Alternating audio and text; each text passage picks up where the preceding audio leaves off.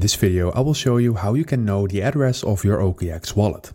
So what you need to do for this is you need to go over to your portfolio and then you need to click on deposit. And here you need to select deposit crypto.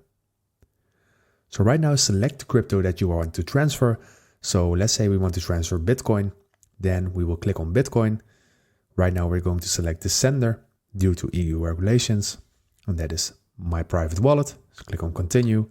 And right now you will see your personal wallet address and you will create a unique wallet address for every crypto on the platform. So now we do it with Bitcoin, but let's say you do it with Ethereum, then it works the same. You select the network and then you will also have your wallet address in here. So this way you can know each of your wallet address in the app by following these steps. So you can do this with any crypto.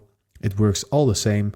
And this way you will generate your own wallet address. I hope this video helps you out. Please leave a like and consider subscribing, and then I see you in the next one.